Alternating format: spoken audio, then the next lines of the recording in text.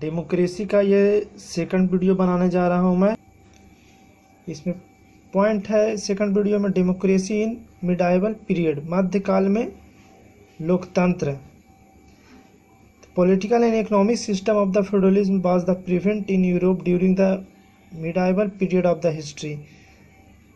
कह रहा है मध्यकाल के समय यूरोप में राजनीतिक, आर्थिक और सामंतवादी प्रथा प्रचलित था।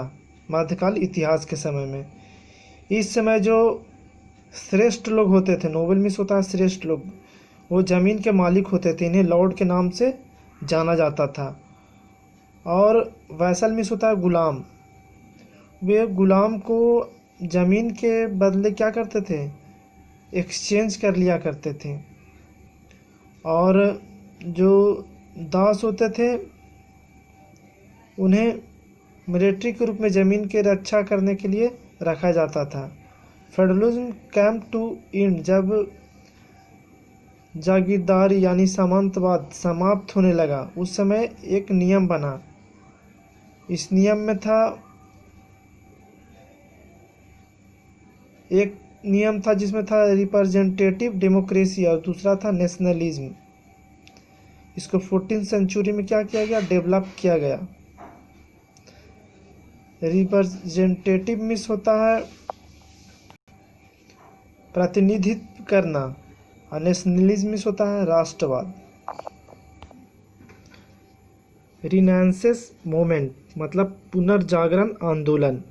मध्यकालीन के समय पुनर्जागरण आंदोलन का रिवर्थ मतलब फिर से जन्म हुआ, या यहाँ के कल्चर्स के बारे में जागरूक किया गया। यहाँ के लिटरेचर, साइंस, आर्ट्स, पॉलिटिक्स और धार्मिक जो लोग थे उसके बीच में 14 to 17 सेंचुरी शताब्दी में, इस काल में क्या हुआ, यहाँ के जो लोग थे उसमें पावरफुल शक्ति उभर कर आया। इसमें रूल बनाया गया लोगों को एक साथ रखने के लिए, खास करके गवर्नमेंट के द्वारा। और चर्च पर और मोनार्क मीन्स होता है एक राजतंत्र। चर्च और राजतंत्र पर लोग कैसे कंट्रोल कर सके, इसके बारे में लोग आपस में मिलकर क्या किए, एक सिद्धांत बनाए। कब, एशियंट एथेंस और रोम में। डेमोक्रेसी इन इंग्लैंड, इंग्लैंड में लोकतंत्र। यहाँ एक महत्वपूर्ण माइलस्टोन मिस होता है मील का पत्थर। जब इंग्लैंड आज में डेमोक्रेसी आया, लोकतंत्र जब स्थापित हुआ, तो यहाँ शिक्षा में मील का पत्थर साबित हुआ, क्योंकि यहाँ शिक्षा में मैग्ना कार्टा नाम का एक ग्रेट परिवर्तन किया। कब, 1215 में। मैग्ना कार्टा क्या होता है, इंग्लैंड में एक शिक्षा पद्धति है जिसमें पूरे इंग्लैंड को बदल कर रख दिया था। इसी को हम मैग्ना कार्टा के नाम से जानते थे। ये कब आया था, 1215 में, जो इंग्लैंड में आया था। इसमें एक कानून बनाया गया, कहाँ, पार्लियामेंट में। इस कानून में क्या था, राइट टू हैबियस कॉर्पस, मतलब हैबियस कॉर्पस मीन्स होता है बंदी प्रत्यक्षीकरण। इसका मतलब होता है कोई भी पुलिस या न्यायालय में किसी भी व्यक्ति को बंदी नहीं बना सकता है। कब, इसके बारे में नियम बनाया गया कि संध्या 6 बजे के बाद नहीं बनाया जा सकता है। 24 घंटा जब हम किसी व्यक्ति को पकड़ने जा रहे हैं, पुलिस से पकड़ने जाता है, तो उसे बताता है कि हम आपको किस जुर्म में पकड़ रहे हैं। इस तरह के बहुत सारे नियम इसमें लिखा गया। इसी को हम कहते हैं हैबियस कॉर्पस, जिसमें लोगों के बारे में राइट टू अपील, मतलब कोर्ट में लोग अपने, कोई भी पुलिस अगर पकड़ता है तो आप अपील कर सकते हैं। इसमें ये चीज़ इसमें बिना किसी शर्त के। और इसके साथ साथ इस रीट में, इस न्यायिक कानून को लोगों के लिए आधारशिला था। मतलब कॉर्नरस्टोन मीन्स होता है आधारशिला, जो प्रत्येक व्यक्ति को, इंडिविजुअल मीन्स होता है व्यक्तिगत, यानी प्रत्येक व्यक्ति विशेष को आज़ादी के लिए प्रजातांत्रिक रूप से मिलता है।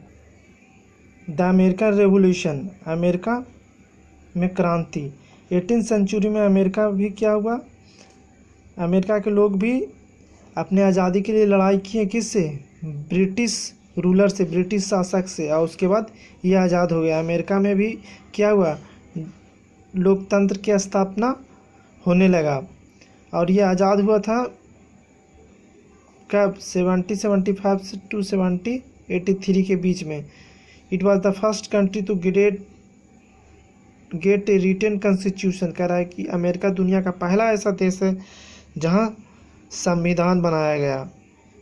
पहला देश है अमेरिका जहाँ संविधान बनाया गया। संविधान मतलब होता है उस देश का नियम कानून। Federal government with division of power, यहाँ एक फेडरल गवर्नमेंट का निर्माण किया गया जिसके पास पूरा पावर होता है। कॉन्स्टिट्यूशन कब into the force in 1789। America का संविधान कब बन गया, 1789 को। और उसके बाद इसमें सारा प्रिंसिपल जो कानून होता है उसमें लिखा गया और प्रत्येक राज्य में अमेरिका का लागू हुआ जो स्वतंत्र था। फ्रेंच रिवॉल्यूशन, फ्रांस की क्रांति। इक्वलिटी मीन्स होता है समानता। यहाँ सिग्निफिकेंट मीन्स होता है महत्वपूर्ण। इक्वलिटी, समानता एक महत्वपूर्ण फीचर था लोकतंत्र के रूप में फ्रांस में, जो बहुत ही स्ट्रॉन्ग था। फ्रांस की क्रांति कब हुई थी, फ्रेंच रेवोल्यूशन जिसको बोलते हैं 1789 को। इसमें एक स्लोगन दिया गया था, क्या, लिबर्टी। लिबर्टी मीन्स आज़ादी, इक्वलिटी मीन्स समानता, और फ्रेटर्निटी मीन्स होता है बंधुत्व या भाईचारा। मतलब आज़ादी, स्वतंत्रता और भाईचारा। यह नारा था किसका, फ्रांस के लोगों का। फ्रांस में का जो सोसाइटी था, जो डिवाइड था दो भागों में, क्लर्जी एंड नोबिलिटी में। इसमें फ्रेंच के लोग थे जो थर्ड स्टेट के नाम से जानते थे। थर्ड स्टेट का मतलब होता है पीपल द्वारा डिक्लेयर किया गया नेशनल असेंबली, जो वहाँ का, जैसे हम लोग का संसद होता है उसी तरह से फ्रांस में नेशनल असेंबली होता है, जो 1789 में बना था। इसमें पीपल क्या करते हैं, जो लोग होते हैं उनका अधिकार होता है कि इसमें हम क्या कर सके, कानून बना सकें। किस चीज़ के बारे में, लिबर्टी, इक्वलिटी और फ्रेटर्निटी के बारे में। और इसके बाद में वहाँ भी प्रोसेस लोगों के द्वारा संविधान बनाया गया और इसे लागू किया गया 1791 में। इसके बाद रेवोल्यूशन मीन्स होता है क्रांति। क्रांति जब समाप्त हुआ उसके बाद यहाँ इस्टेब्लिश मीन्स स्थापना किया गया सेल्फ गवर्नमेंट, मतलब लोगों के द्वारा बनाया गया सरकार और उसके सिद्धांतों को और लागू किया गया। इसमें जो सुप्रीम, जो हेड होगा वो कौन होगा, यहाँ के लोग ही होंगे। इन्हीं की आइडिया होगा जो यहाँ के देश में चल पाएगा। मार्च टू डेमोक्रेसी, किस किस देशों में, मतलब मार्च में ये जनवरी फरवरी वाला मार्च नहीं हुआ। यहाँ मार्च का मतलब हुआ कि अब डेमोक्रेसी धीरे धीरे सभी देशों में फैलने लगा, विश्व में फैलने लगा। इसका मतलब ये हुआ। कह रहा है कि masses tested the fruit of democracy. कह रहा है कि डेमोक्रेसी है जो धीरे धीरे कैसे, ये फल का टेस्ट लगने के बाद, स्वाद लगने के बाद उसको लोग और पसंद करता है, उसी तरह डेमोक्रेसी है जो फल के टेस्ट की तरह था। एक बार जिस देश में लग गया वो डेमोक्रेसी ही पसंद करने लगा और धीरे धीरे विश्व में फैलने लगा। लगभग 20वीं सेंचुरी में the women suffrage movement gain momentum with the women demanding the right to vote. कह रहा है कि बोमेन लोग को पहले वोट देने का अधिकार नहीं था, लेकिन जब मांग उठने लगी, आवाज़ उठने लगा वोट देने का, तो 1983 में न्यूजीलैंड पहला ऐसा देश बना जहां फर्स्ट टाइम बोमेन को भी वोट देने का अधिकार दिया गया।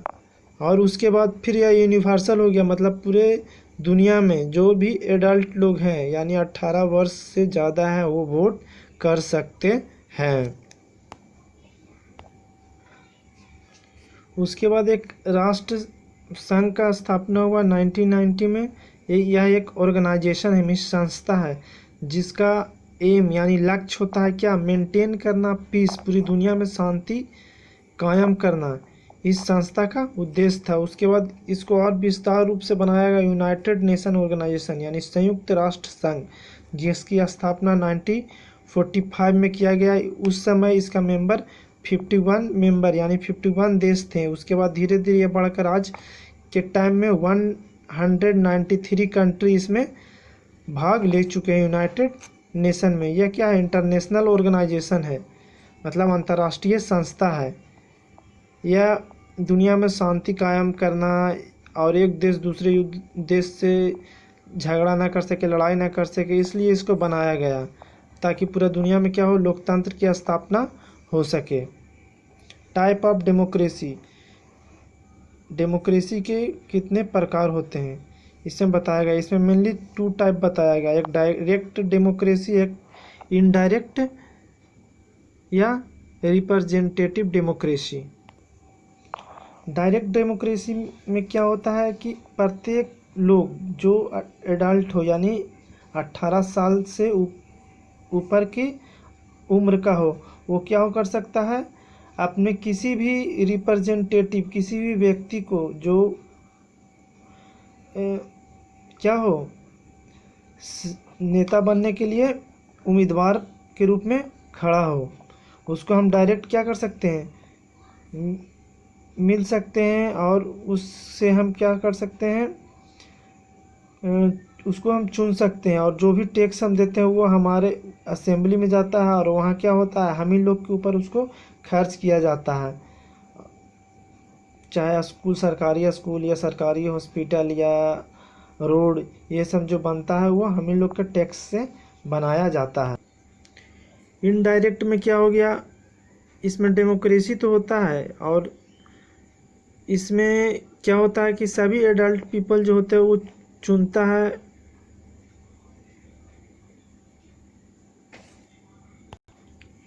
इसमें भी क्या होता है, सभी एडल्ट लोग अपने रिप्रेजेंटेटिव को वोट देते हैं।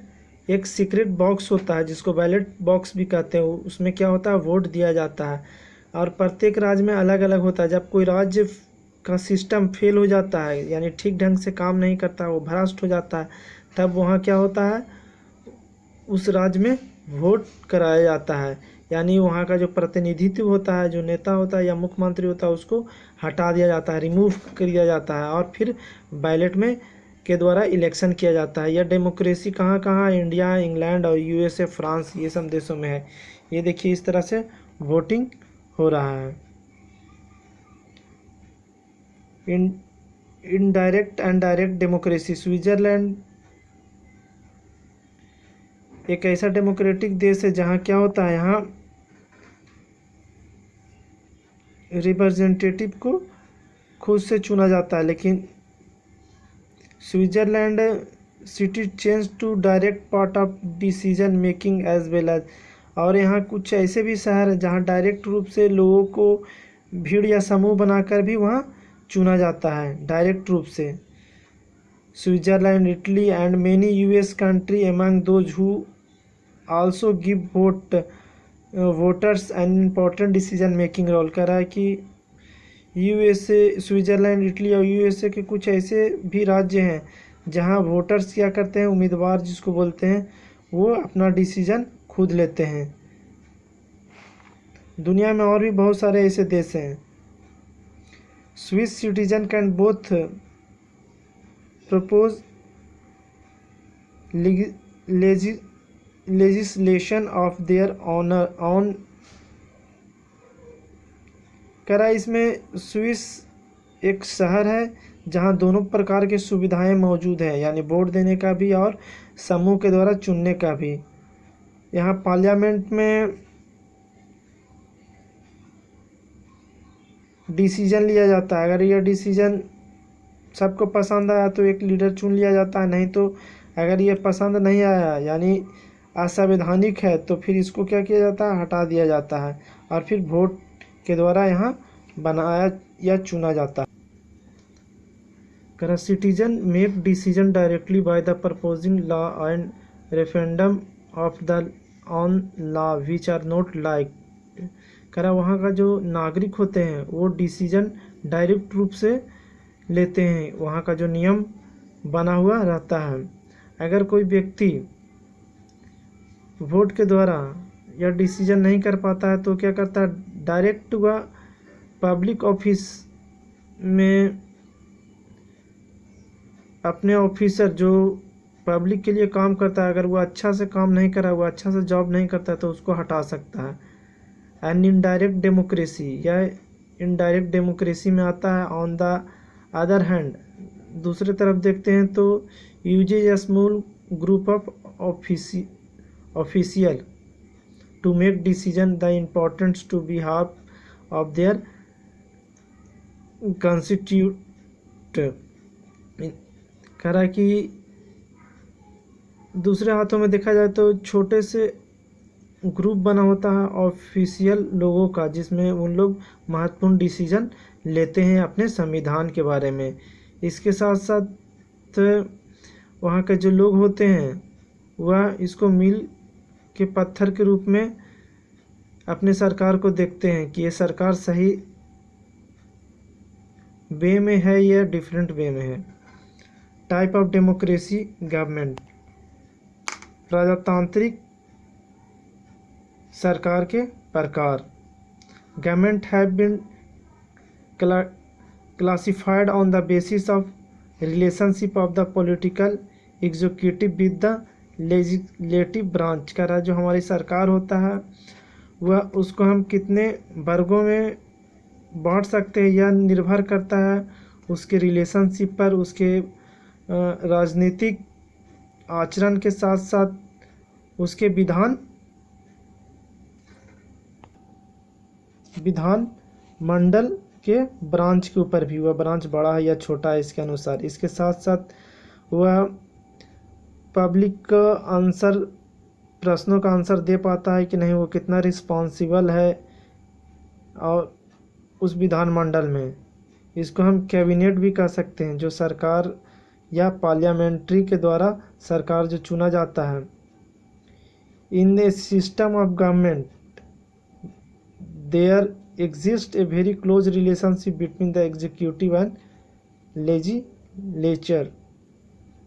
कह रहा है कि इस सिस्टम में सरकार है जो बहुत क्लोज रिलेशनशिप रखता है विधानमंडल और कर्मचारी जो काम करता है उसके बीच में। पार्लियामेंट फ्रॉम ऑफ गवर्नमेंट, सरकार का संसद से। The parliament is the supreme law making body, parliament है जो सर्वोच्च है हमारे कानून बनाने का। The president of the country is the constitutional head, और हमारे संविधान का जो हेड होता है उस प्रेसिडेंट होता है, राष्ट्रपति होता है। रियल पावर उसी के पास होता है। जितना भी काउंसिल मिनिस्टर होता है उसका क्या होता है, हेड कौन होता है, प्राइम मिनिस्टर यानी प्रधानमंत्री, ये सेंट्रल में होता है। जबकि स्टेट में कौन होता है, चीफ मिनिस्टर यानी मुख्यमंत्री हेड होता है राज्य का। They are responsible to the legislature which can remove them from the office by passing a vote of non confidence।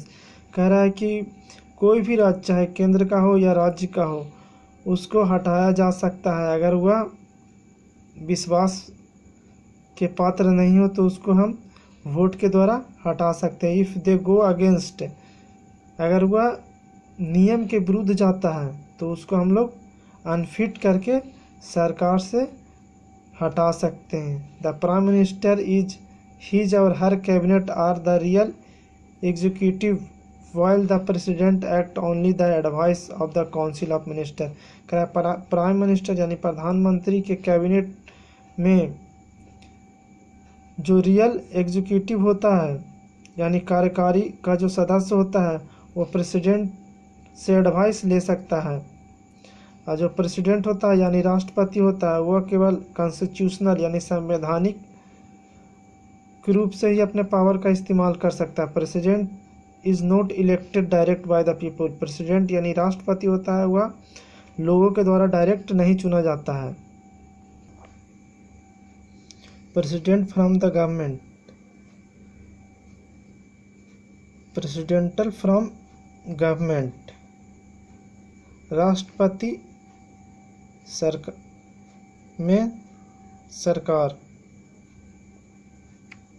In the president from the government, सरकार में राष्ट्रपति का क्या योगदान है इसके बारे में बताया जा रहा है। प्रेसिडेंट इज ए इलेक्टेड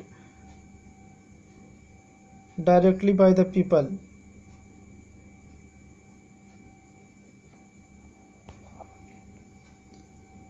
इसमें पहले ही बता दिया गया कि प्रेसिडेंट है जो यानी राष्ट्रपति है जो डायरेक्ट रूप से पीपल के द्वारा नहीं चुना जाता है। इसमें क्या है कि जिसको हम चुनते हैं यानी पीपल जिसको वोट देता है, जो जिसको हम चुनते हैं सांसद को, विधायक को, वही राष्ट्रपति को वोट देकर चुनता है। डायरेक्ट पीपल के द्वारा इसको चुना नहीं जाता। जो कांग्रेस होता है यानी संसद होता है जिसको पार्लियामेंट भी कह सकते हैं, वह प्रेसिडेंट को पर कंट्रोल नहीं कर सकता है।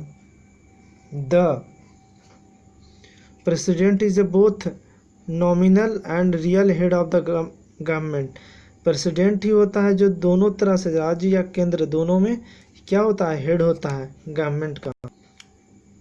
यूनिटरी फ्रॉम द गवर्नमेंट, सरकार का संगठित या संगठन कौन कौन होता है इसमें बताया गया है। इसमें पार्लियामेंट होता है यानी संसद होता है, जिसमें क्या होता है, संसद में सेंट्रल और राज्य दोनों के मंत्री होते हैं। इसमें स्टेट का भी होता है और सेंट्रल का भी होता है। जबकि राज्य में जो ऑर्डर चलाता है वो स्टेट का चलाता है, और जब सेंट्रल में चलाता है जो देश का चलाता है। इसका मतलब होता है कि नीतीश कुमार स्टेट का हो गया और जबकि पीएम प्रधानमंत्री हो गए जो देश का हो गए। कह रहा है ये एडमिनिस्ट्रेशन, नो डाउट एडमिनिस्ट्रेशन में होता है प्रशासन को कोई किसी तरह का कोई डाउट नहीं होता है कि हमें स्टेट गवर्नमेंट के थ्रू जो भी आते हैं वह स्टेट गवर्नमेंट के रूल को फॉलो करते हैं और संवैधानिक रूप से वो राष्ट्र के लिए कार्य करते हैं और अपने पावर का सही इस्तेमाल करते हैं। इसके साथ साथ जो विधानमंडल जो असेंबली होता है उसमें जो रूल रेगुलेशन होते हैं वे हमारे लीडर के द्वारा क्या होते हैं, सिस्टमेटिक ढंग से फॉलो किया जाता है। State are not permit to secede from the central government और यूनियन गवर्नमेंट। किसी भी राज्य को परमिशन नहीं दिया जाता है कि वह सेंट्रल गवर्नमेंट या फिर यूनियन केंद्र शासित प्रदेश के राज्यों को वह नियंत्रित कर सके। State government pass any legislation that is contradictory to people policy of the law of the union or central government. किसी भी राज्य को यह पास नहीं दिया जा सकता है या कानून नहीं दिया जा सकता है कि वह सेंट्रल के किसी भी ऑफिसर या मंत्री या विधानमंडल के लीडर को वह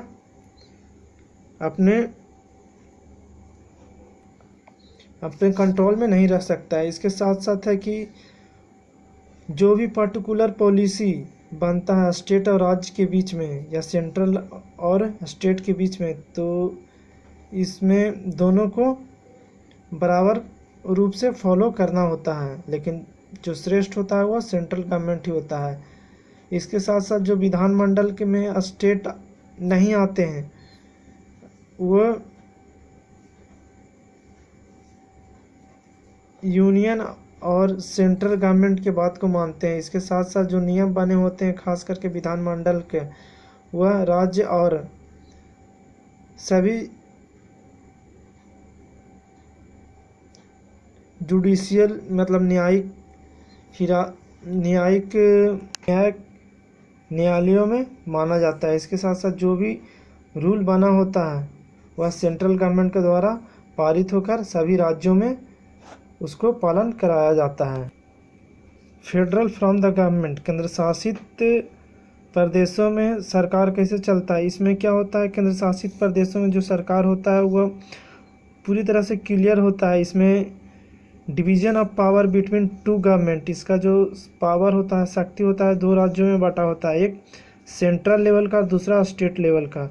इसमें संवैधानिक रूप से दोनों का पालन किया जाता है। इसमें जो संविधान में लिखा हुआ रहता है उसी के अनुसार से पालन किया जाता है। If the conflict between central law and state law over a subject, अगर किसी सब्जेक्ट पर सेंट्रल और राज्य दोनों के बीच किसी प्रकार का मतभेद होता है तो उसको सेंट्रल में रूल बनाकर, नियम बनाकर इसको पारित किया जाता है और फिर इसको फॉलो किया जाता है। यह चैप्टर आपका समाप्त होता है।